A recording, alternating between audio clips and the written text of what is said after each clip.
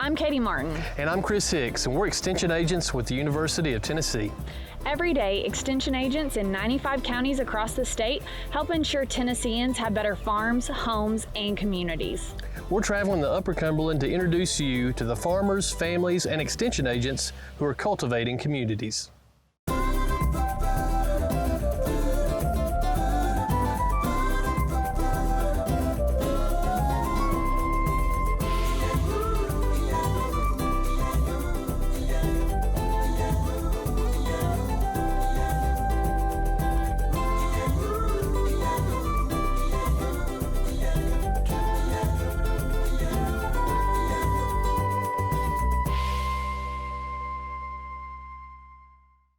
Good morning. Welcome to another episode of Cultivating Communities with UT Extension. Chris and Katie here. We're headed to Jackson County for this month's episode. We're going right across the county line into Jackson County. I'm excited to hopefully learn about some of the agriculture in the county, and I think we've got some exciting stops along the way. So come along as we tour Jackson County today. My name is Dill Hughes. I'm the UT Extension Agent here in Jackson County, Tennessee.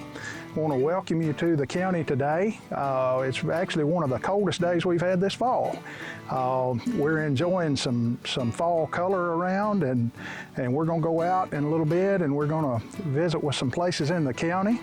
But first I'd like to share with you a little bit about the county.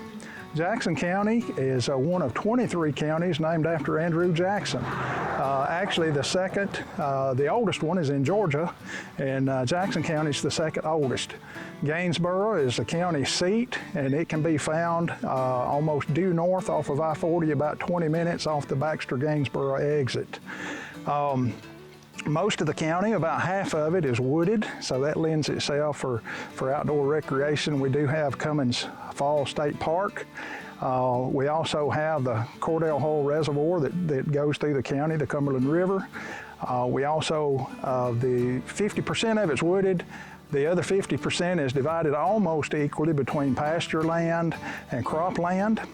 So agriculture is a diverse commodity here in the county. Inside the office, in the Extension office, we have a number of programs that we do. Like all the other counties in Tennessee, we have a strong 4-H program. We have kids that participate in 4-H clubs in school. They go to camp. We do shooting sports. We have kids go to Congress, participate in lots of different types of judging teams and those sorts of things.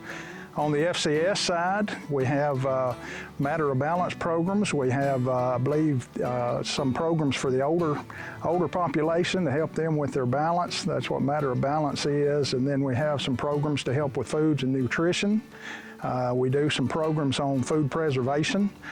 We do some kids programs on food preservation. Also participate in Dairy Month activities, and we have some kids involved with that as well. On the ag side, we, again, because it's such a wooded county, we're trying to do some work with forest and wildlife, natural resources, those sorts of things.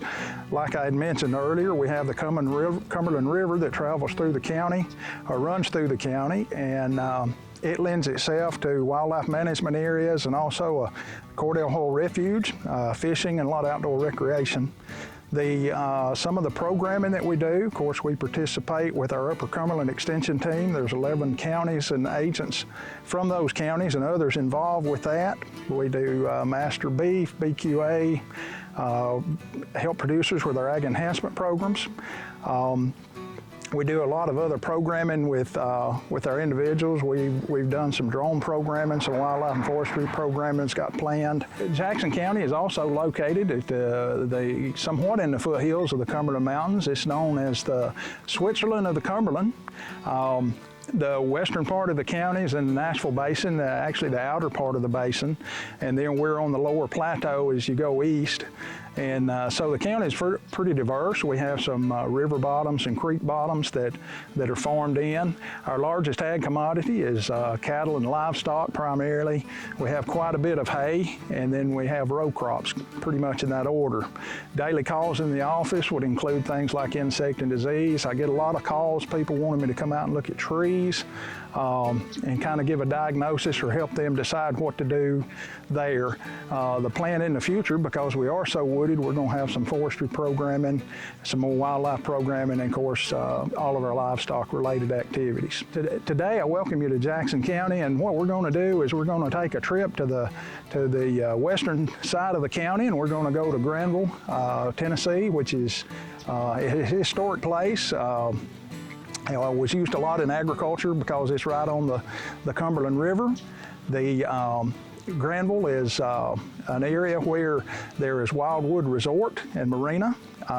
Granville is a historic site, a very popular tourist attraction, and we're also going to go to Cantrell Farms where they have agritourism, pumpkin patch, and there's actually a school group there today, and we're going to visit with Chris and his wife, Kayla, and see what they do in their day-to-day operations. So come on and join us as we head west and go to Granville, Tennessee. I'm Randall Clemens, and I'm president of the Volunteers of Historic Granville Museum. We have some 230 volunteers that operate our historic town. We're standing in front of the Sutton General Store that was actually built in 1880. Granville was settled in 1799, and our mission to preserve the history of Granville started in 1999 with the Granville Church of Christ Church closing and them giving us the building to start a museum. A year later, a man by the name of Harold Sutton from Mount Jewett came to Granville and found the old store that had been closed for 30 years, and he was able to purchase it, and he restored it, and he operated it some, but in 2007 he gave the store to the Granville Museum with two provisions: that we would operate it as a general store Wednesday through Saturday, and that we would have a Saturday night bluegrass show. We were able to enlist other volunteers and opened in April of 2008 with a bluegrass show that is now heard in every state in the United States, every country in the world, and to our military around the world each week. From that, we were able to purchase Mr. Sutton's homestead across the street and raise the money from volunteers that were able to give us money to do that, and with the Department of Agriculture helping us. And we opened that in 2010, trying to tell the story of agriculture, preserving the history of the Suttons, also trying to take our craftsmen and artisans to another level where we operate a blacksmith shop, basket weaving shop, all types of some 10 different artisans. We now have an artisans gallery in the second floor of Sutton's store where all of our local artisans are selling their merchandise that they have made. We now operate 8 museums here in Granville. We are known as Tennessee's Mayberry Town. We do the Mayberry plays at Christmas, at Valentine's, and in the summer. We have a Mayberry Lucy Museum. We have a Decanter Museum. We do some 8 festivals a year. We begin with Mayberry Lucy Day in April. We have a Cornbread and Moonshine Festival in May. We have our Heritage Day in May as well. We have a month-long Scarecrow Festival. We have our fall celebration, and we are known as a Hallmark movie town at Christmas that we open the middle of November through the end of the year. Granville was named last week as the #1 small town in America with the small town feel, and we are very honored for that award. There was 10 that were chosen, and we were #1 of the 10, and they're all across America, and so we are great that we have that here in Tennessee to be proud of. We have a very detailed website on all of our events and festivals and a daily visit to Granville, granvilletn.com. We do a lot of Facebook and advertising as well with that. And so we are open Wednesday through Saturday, Wednesday through Friday from 10 to 3, Saturday 10 to 5. We do serve lunch here at the Sutton General Store each day that we're open, as well as the Saturday Night Bluegrass Dinner Show. After Randall gave us an overview of Granville, we spoke to a couple of the dedicated volunteers who help make the town's history come alive for visitors. Hi, welcome to the Granville Museum. I'm standing in with the agriculture display. I'm Liz Bennett, one of the volunteers that keeps Granville going. The mission of Granville is to preserve our history and educate people in the present generation and for the future. So I guess everything you see will have an educational component. Now we do have school children, and we do school field trips. Last week we had 46 from Smith County, Gordonsville. Friday, we're having 360 from Putnam County. And our goal there is to kind of show them, well, first we want to entertain and we want them to have fun, but we want to show them that history can be fun. We were a very important farming community prior to Cordell Hull Dam. And one of the ways that we educate people now to that is in our Farm to Table Museum. We have several exhibits that focus on farm to table. And just in general, talking about where you get your butter, where you get cheese, where your bacon comes from. In Pioneer Village, the entire village is an educational process, because in Pioneer Village we have the homestead, which is an 1880s house. We have the Antique Car Museum and Transportation Museum, a barn filled with farm implements and tools of the past. We have an 1880 cabin, and we have a craft building where our craftsmen actually show their works of art. Next, we caught up with Stan Webster, who explained how tourists from all over the world can learn about the history and importance of agriculture when they stop by Tennessee's Mayberry town. My name's Stan Webster. We're standing in the homestead in Granville. I'm one of the 200 plus volunteers that kind of help put the show on in Granville. We're actually standing in our per se experiment station, or our crop demonstration plots. Unlike University of Tennessee's, we don't keep a lot of records. We just try to grow plots to tell the history of Granville. Here in our demonstration plot, we raise about 4 crops a year. We raise, of course, tobacco, and we raise broom corn. We have a broom shop here in Granville, and we raise cotton, and we've started raising spinner gourds. This little gourd is fully grown. Now, back in the day when Granville was settled, in the 1800s, there were no toy stores, so kids took these gourds and they made tops out of them. Tobacco and farming up until the 1950s was the main source of income here. Then we had some factories that came in that gave the wives a chance to work outside the home. Our cheese plant, where the milk could be produced into cheese, that was one of the big deals here. Everybody had a few milk cows. Everybody had a tobacco crop.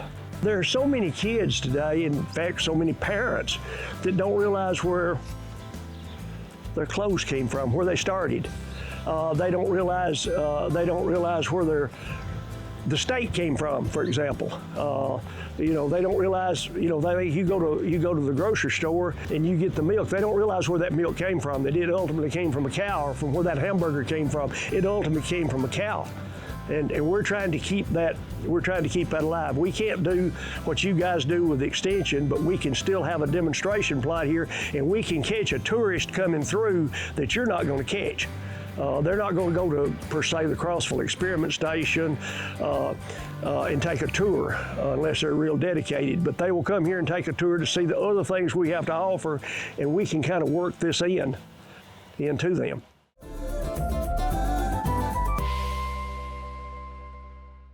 So join us now as we head on over to Cantrell Farms.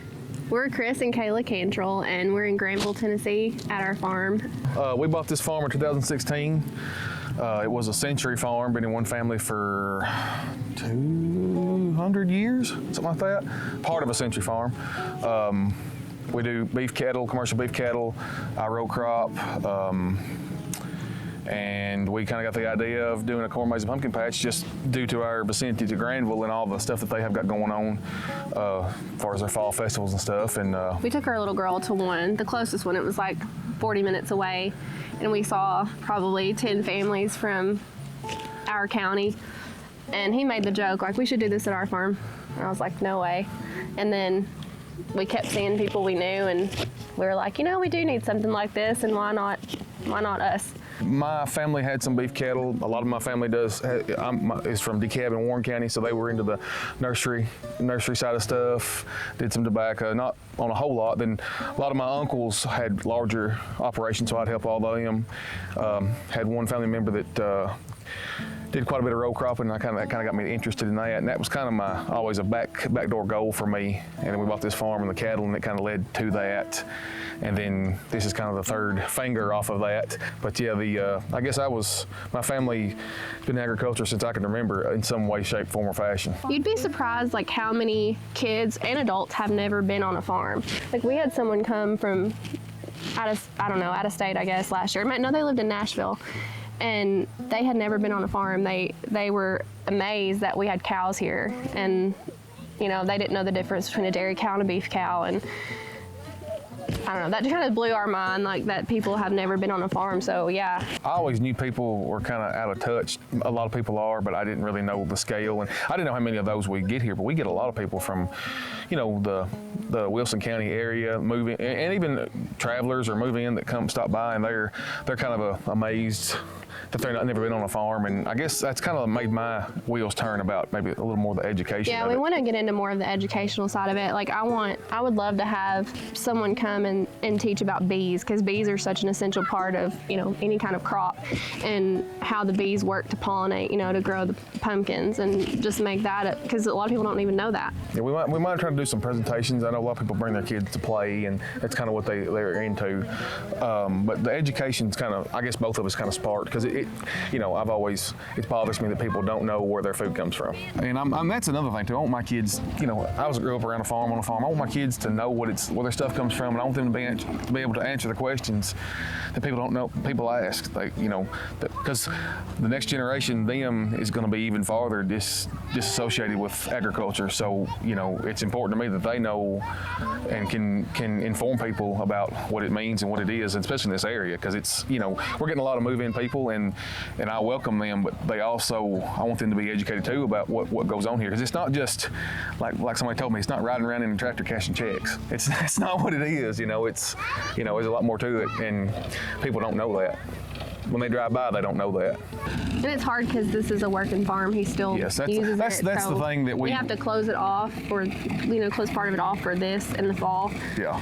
So the expansion, even thoughts of expansion, we sometimes kind of go back and forth about which way to go, where to put stuff, just because I still use it every day. I mean, people, we're working here today. We got this group here, so I mean, it kind of gets to be a trade-off, and finding that balance is going to be kind of the main thing that we're going to have to work on to find what's best for both of them, because we want to keep growing this, but we also want to grow our other operations too, and keeping those. Because everything, we're cutting beans right now and doing this, so everything happened in October is my busiest month. We're going to be open next year in October, maybe September. We've got some ideas, a lot of ideas for the future, and our scheduling for this is going to be based on how the calendar kind of falls. But I try to, she does, try to keep something on our social media pages pretty regular to keep us relevant. It's a commitment. I mean, it's a huge commitment that even, last year I was still working a public job. She was pregnant. I had 400, 500 acres of row crops, and I had only a couple people working for me, and then we started to do this, and it was rough. It was rough, because there's stuff that, like with anything in agriculture, there's stuff that pops up that you don't even think about. I don't think there's competition, because for me as a mom, I would take my daughter to all the local, corn mazes and pumpkin patches. I think there's room for everybody. One of my college friends, I went to MTSU, lives outside of Franklin. They run Hatcher Family Dairy, and he told me, when they started, they told them location. Location is the main thing. If you've got 100 acres of the most beautiful property in the world, but it's 200 miles away from everything, you got to think who's going to be able to come. And I don't know that we would be as successful if we weren't right next to Granville and all they have going on. Yeah, Granville is, they're a big tourist attraction, and they have a big fall event, and they push that. So, that means a lot. Because if we were just out here, I don't know, nobody wants to come. You don't want to come here unless you're coming here for something.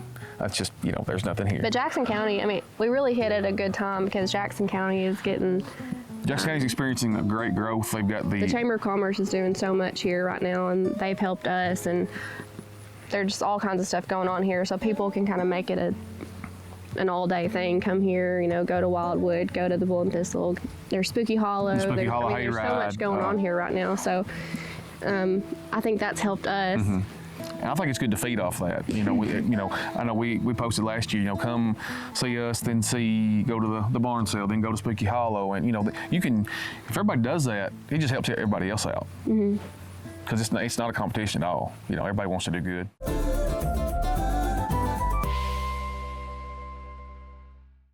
We really had a great day in Jackson County. We went to some great stops that impressed me with the knowledgeable people we talked to and just the passion they had for sharing the story of agriculture with others, both the current story and the story from the past.